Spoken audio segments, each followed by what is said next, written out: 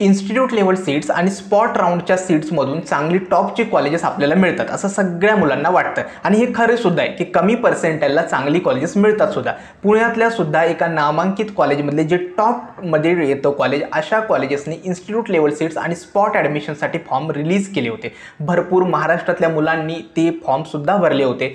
जवळपास त्यांची application fee 2000 रुपये होती आणि ज्यावेळी त्यांची मेरिट लिस्ट आली होती ना, त्या मेरिट लिस्टमधून टोटल नंबर ऑफ स्टुडंट ज्यांनी अप्लाय केलं होतं आणि ती जी अमाऊंट आहे ॲप्लिकेशन फीची जर मल्टिप्लाय केलं तर जवळजवळ 68 ते 70 लाख रुपये फक्त त्यांचा ॲप्लिकेशन फॉर्ममधून रेव्हेन्यू मिळाला होता।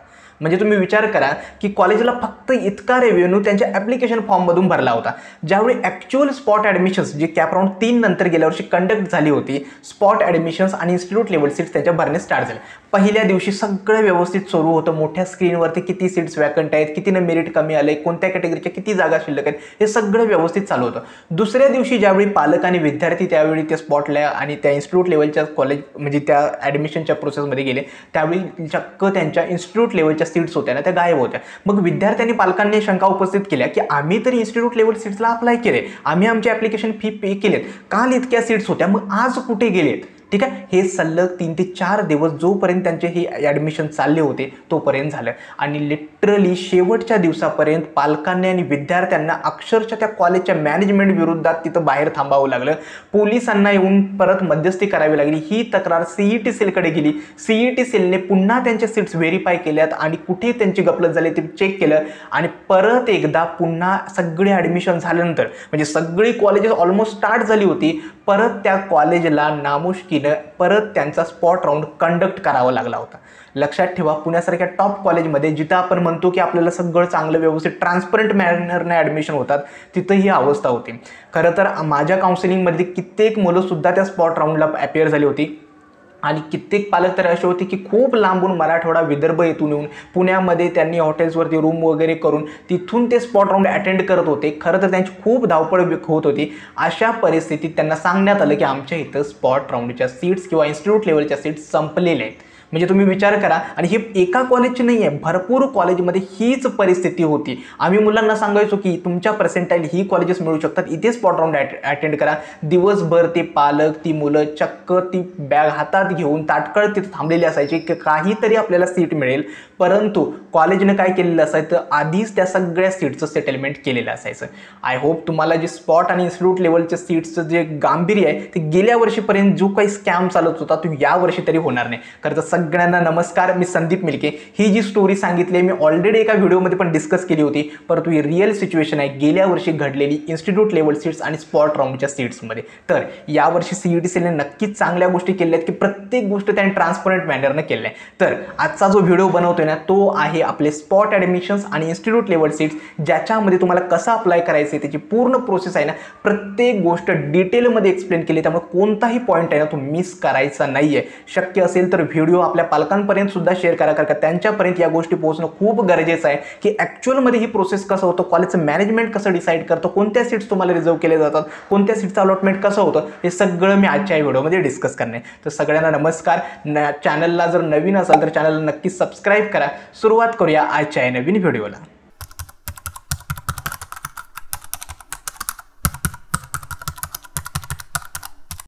तर सुरुवातीला समजून घेऊया की इन्स्टिट्यूट लेवल सीट्स म्हणजे काय असतात आणि त्याची प्रोसेस काय आहे अप्लाय करायची। लक्षात ठेवा, इन्स्टिट्यूट लेवल सीट्स आणि स्पॉट राऊंडच्या सीट्स या दोन्ही वेगवेगळ्या आहेत। आता पहिल्यांदा मी इन्स्टिट्यूट लेवल सीट्समध्ये तुम्हाला एक्सप्लेन करतो। तर इन्स्टिट्यूट लेवल सीट्स म्हणजे काय, एखाद्या कॉलेजचा जर 100% इंटेक असेल तर ते काय करतं, आपल्या 80% सीट्स असतात ना त्या कॅप राऊंडला आपल्याला डिक्लेअर करतं की या सीट्स आपण 80% सीट्स आहेत त्या कॅप राऊंड थ्रू डिक्लेअर करतो। मग त्याच्यात पण परत रिझर्वेशन वगैरे सगळ्या गोष्टी येतात आणि 15% ज्या सीट्स असतात म्हणजे 20% ज्या राहिलेल्या सीट्स आहेत त्या इन्स्टिट्यूट लेवल सीट्समधून डिक्लेअर करतात। आता त्या 20% मध्ये पण काय होतं, 5% सीट्स ह्या NRI, OCI, WG अशी वेगवेगळे जे कोटा आहेत त्यांच्या थ्रू भरले जातात आणि 15% सीट्स आहेत त्या इन्स्टिट्यूट लेवल सीट्स म्हणून डिक्लेअर केल्या जातात, ज्याचे फॉर्म्स तुम्हाला आता कॉलेजच्या वेबसाईटवरती वगैरे दिसत आहेत। ठीक आहे. आय होप हे सीट्सचं डिस्ट्रीब्युशन तुम्हाला समजलं असेल. मग इन्स्टिट्यूट लेवल सीट्स म्हणजे काय असतं, तर कॉलेजनं आधीच डिक्लेअर केलेलं आहे की आमच्यातल्या 15% सीट्स आहेत त्या आम्ही इन्स्टिट्यूट लेवल म्हणून डिक्लेअर करतोय,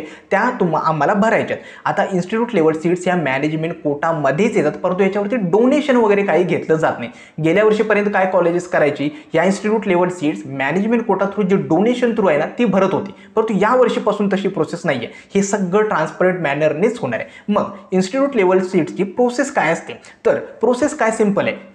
कॉलेज त्यांच्या वेबसाईटवरती ॲडव्हर्टाइजमेंट रिलीज करतो किंवा न्यूजपेपरमध्ये ॲडव्हर्टाइजमेंट रिलीज करतं की आमच्या इथे इन्स्टिट्यूट लेवलचे फॉर्म स्टार्ट झालेत. ठीक आहे. तुम्हाला काय करायचं आहे, ती ॲडव्हर्टाइजमेंटमध्ये त्यांनी एकतर त्यांचा ॲप्लिकेशन फॉर्म ऑनलाईन तरी दिलेला असेल किंवा ऑफलाईन दिलेला असेल. मग तुम्हाला त्यांच्या वेबसाईटवरती जाऊन तो ॲप्लिकेशन फॉर्म भरायचा असतो. सगळे त्यांचे डिटेल्स वाचायचे, फी स्ट्रक्चर काय आहे, कशी प्रोसेस आहे, सगळं ते व्यवस्थित वाचायचं. तो ॲप्लिकेशन फॉर्म फिलअप करायचा आहे. मोस्टली हे ॲप्लिकेशन फॉर्म ऑनलाईनच असतात. काही कॉलेजेस आहेत ज्यांचे ऑफलाईन फॉर्म्स आहेत, लाईक कमिन्स कॉलेजने काय केलं, ऑफलाईन इन्स्टिट्यूट लेवलचे फॉर्म स्टार्ट केले.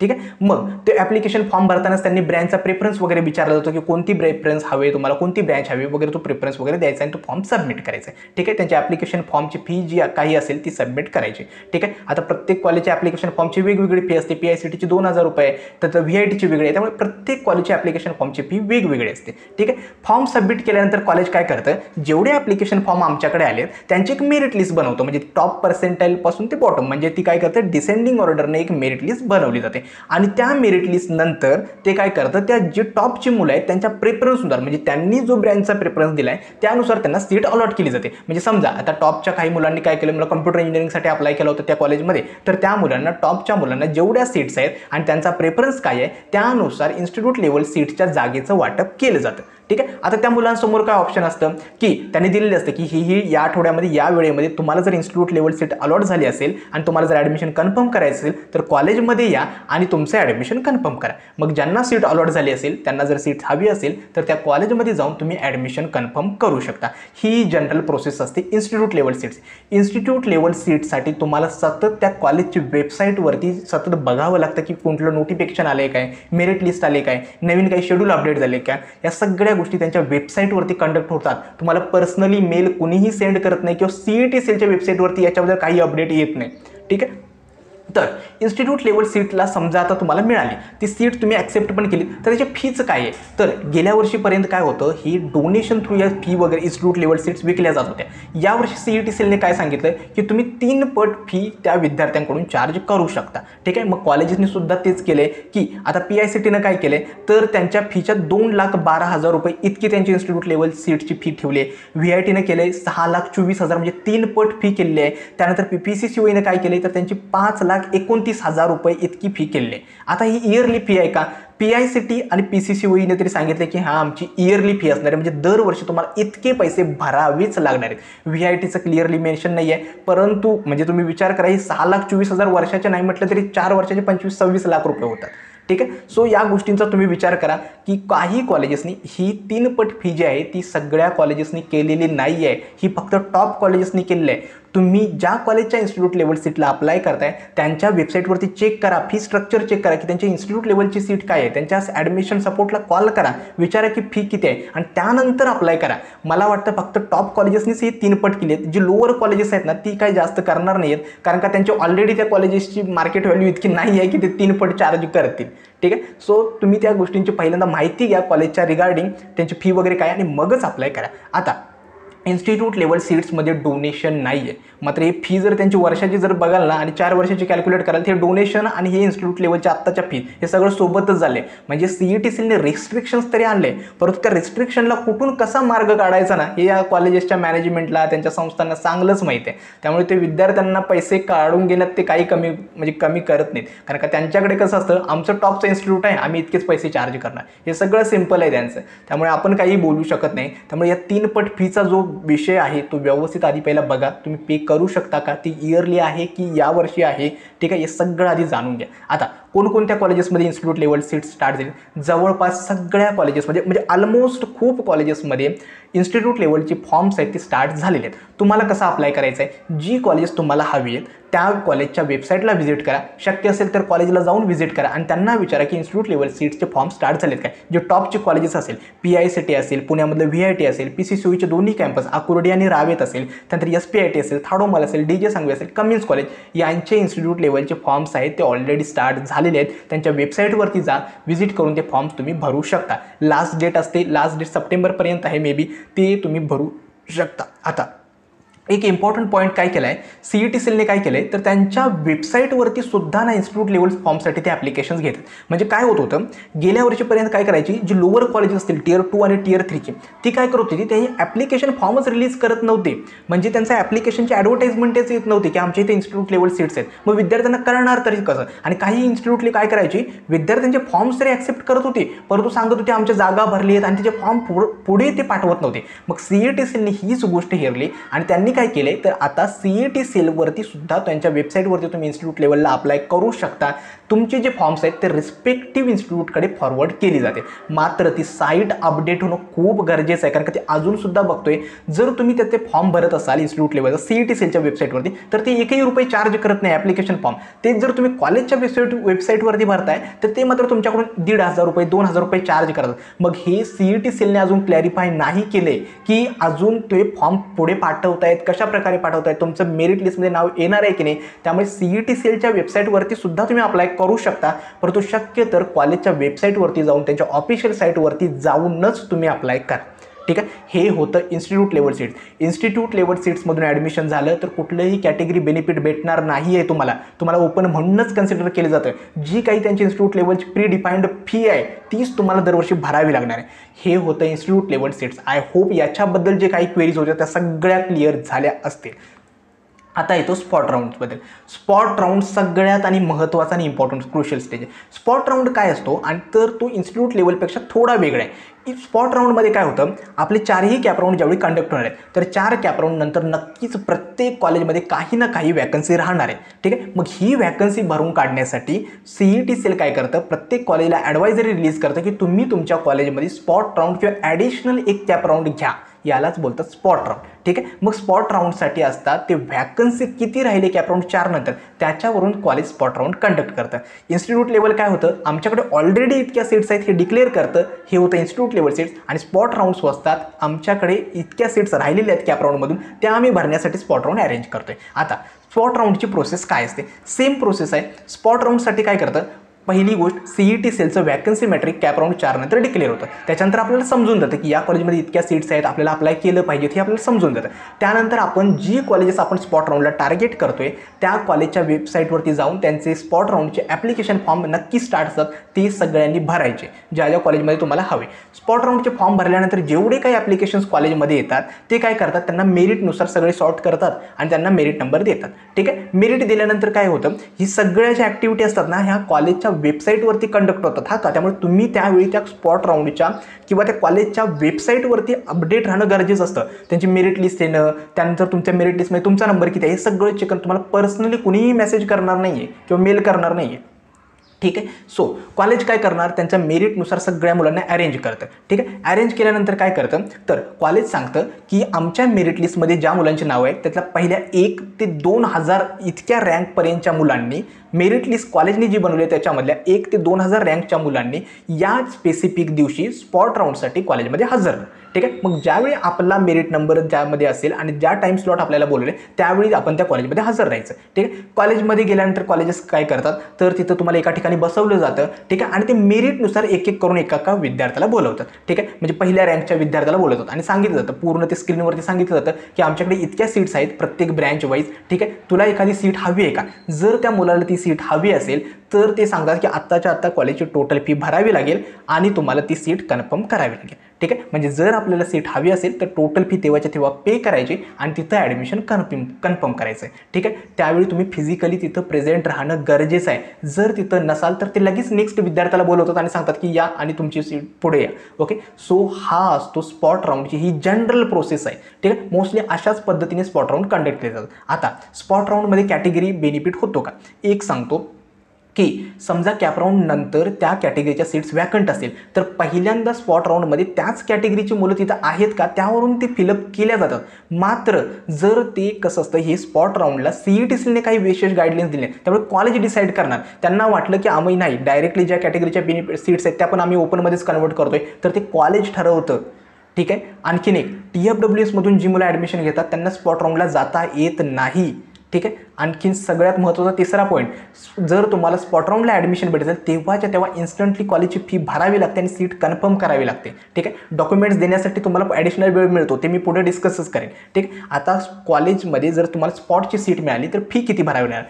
स्पॉट राऊंडसाठी फक्त तुम्हाला कॉलेजची जी टोटल फी आहे, ठीक आहे, म्हणजे इयरली टोटल फी, समजा PICTची टोटल फी 1,32,000. ओके. तर PICTची जी 1,32,000 टोटल फी आहे तेवढी तुम्हाला तेव्हाच्या तेव्हा भरावी लागणार. फीमध्ये कुठलंही कन्सेशन नाही आहे, माझी कॅटेगरी SC आहे, मला फी माफ व्हायला पाहिजे, ट्युशन फी माफ व्हायला, असं काही नाही आहे. स्पॉटमध्ये तुम्हाला टोटल फी त्या कॉलेजची दरवर्षी भरत जावी लागणार, दरवर्षी म्हणतोय मी. ठीक आहे. सो आय होप हे फीचं स्पॉट राऊंडमध्ये डोनेशन वगैरे काही लागत नाही. ओके, ही एक गोष्ट. त्याच्यानंतर स्पॉट राऊंडचे ड्रॉबॅक्स काय आहेत? एक म्हणजे काय, स्पॉट राऊंडमध्ये सीट्स किती आहेत किंवा किती गॅरंटेड आहे? गॅरंटेड काही नाही. स्पॉट राऊंड हा कम्प्लिटली लाईक लॉटरीसारखा आहे. म्हणजे कधी कधी काय होतं, एखादी सीट वॅकंट असते आणि आपण तिथं प्रेझेंट असतो, वरचे टॉपर्स मुलं नसतात, तर आपल्याला ती मिळू शकते. त्यामुळे स्पॉट राऊंड हे लाईक जॅकपॉट टाईप आहे. लाईक आपल्यापेक्षा किती मुलं पुढं आहेत त्या रांगेमध्ये किंवा त्या कॉलेजमध्ये किती सीट्स वॅकंट आहेत, ह्या सगळ्या गोष्टींवरती हे स्पॉट राऊंड ठरतात. त्यामुळे कन्फर्म स्पॉटला तुम्हाला हेच कॉलेज मिळेल असं सांगता येत नाही.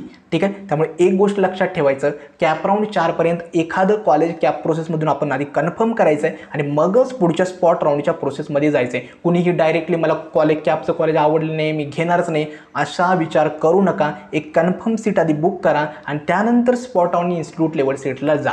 ठीक आहे. हे खूप गरजेचं आहे. आता सगळ्यात महत्त्वाचा आणि इम्पॉर्टंट प्रश्न की कॅप राऊंड, जे स्पॉट राऊंड आणि इन्स्टिट्यूट लेवल सीट्स आहेत त्यांना अप्लाय केलं पाहिजे की नाही.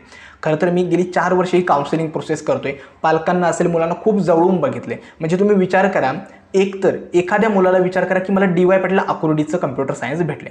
मुलाची इच्छा काय आहे की मला DY म्हणजे मला एकतर ते कॅप प्रोसेसमधून भेटले, त्यामुळे त्याची फी नाही म्हटली तरी कॅटेगरीच्या बेनिफिट 60,000 ते 70,000 रुपये वर्षाला भरावे लागणार. ठीक आहे. VIT त्याला स्पॉट राऊंडमध्ये भेटते, VITचं AIDS ब्रँच भेटते. VITची स्पॉट राऊंडची फी किती असेल? अराउंड 2,12,000 किंवा 2.25 लाख रुपये इतकी भरावी लागणार. म्हणजे तुम्ही 4 लाखाची त्याची इन्व्हेस्टमेंट 10 लाख रुपये, आणि इथं त्याला नाही म्हटलं तरी 3 ते 3.5 लाखात याची इंजिनिअरिंग कंप्लीट होते DY पाटील आकुर्डीला. पण या गोष्टीचा विचार करणं बाळांनो खूप गरजेचं आहे. कारण का कसं असतं, मोठमोठे यूट्यूबर्स काय करतात, फक्त ते व्हिडिओमध्ये कॉलेजच्या चांगल्या गोष्टी सांगितल्या जातात की कॉलेज इतकं मोठं आहे, याचा कॅम्पस इतका मोठा आहे, याची प्लेसमेंट इतके आहे, परंतु ग्राउंड रियालिटी त्यांच्याबद्दल नेगेटिव्ह गोष्टी तुम्हाला कोणीही सांगणार नाही. ठीक आहे. स्पॉट राऊंडमध्ये एखाद्या कॉलेजच्या चांगल्या गोष्टींपेक्षा नेगेटिव्ह गोष्टींवरती फोकस करा की मी इतकी फी या कॉलेजला भरणार आहे दरवर्षी, त्या इतपत ते कॉलेज आहे का. उदाहरण देखील सांगतो, VIT कॉलेज तुम्हाला माहिती आहे पुण्याचं. ठीक आहे. टोटल फी समजा त्याची वर्षाची नाही म्हटली तर वर्षाचे 2,12,000 रुपये. ठीक आहे. त्या कॉलेजला तुम्ही इतकी फी भरून जाणार आहे. कॉलेजच्या इनटेकवरती थोडं फोकस करा. कम्प्युटर इंजिनिअरिंगला 720 मुलं आहेत, IT ला 360 आहेत, 5 स्पेशलायझेशन ब्रँचेस आहेत AI रिलेटेड. ठीक आहे. मग तुम्ही विचार करा, फक्त कम्प्युटर रिलेटेड ब्रँचचाच इंटेक नाही म्हटलं तरी 1600 ते 1800 मुलांचं आहे. ठीक आहे. सेकंड सिच्युएशन काय होते, डायरेक्ट सेकंड इयरची मुलं पण त्याच्यामध्ये जॉईन होतात सेकंड इयरला. मग अशा सिच्युएशनमध्ये आपण त्या कॉलेजला इतकी फी भरणं वर्थ आहे का? आता प्लेसमेंट चांगले दिसत आहेत, परंतु 4 वर्षानंतर इतकी कॉम्पिटिशन तिथं हाय होईल की तुम्ही विचारसुद्धा करू शकणार नाही. ठीक आहे. आणि सगळ्यात गरजेचं हे आहे बाळांनो, एका स्टेपनं टॉपचं कॉलेज मिळतंय, आपल्या रिलेटिव्हजला सांगायचं आहे की मी या स्पेसिफिक कॉलेजमध्ये शिकतोय, परंतु आपल्या आईवडिलांवरती जो ताण येणार आहे, आर्थिक भार येणार आहे, याचा पण विचार करा. कारण का तुम्ही फक्त तुमची कॉलेजमध्ये ॲडमिशन झालं म्हणजे तुमचा खर्च संपत नाही.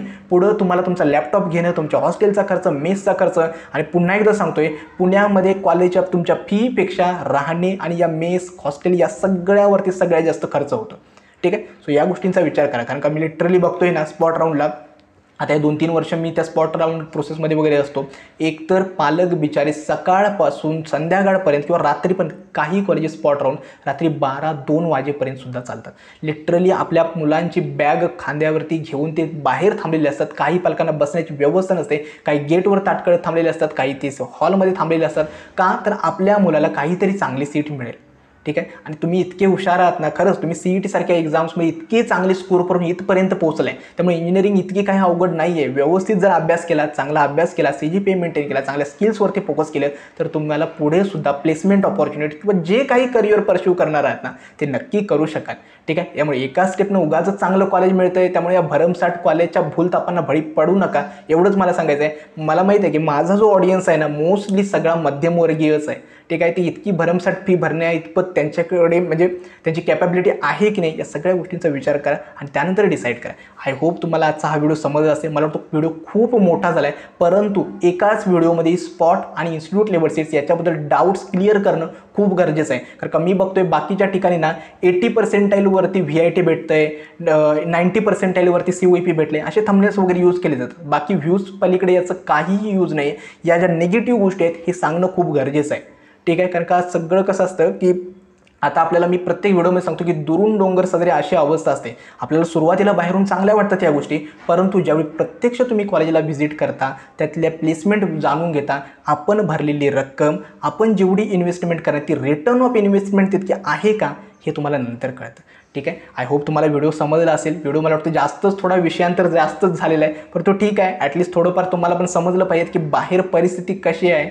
ठीक आहे. सो व्हिडिओ कसा वाटला हे देखील मला कमेंट सेक्शनमध्ये सांगा. आजचा व्हिडिओ मी येथेच थांबवतो. धन्यवाद.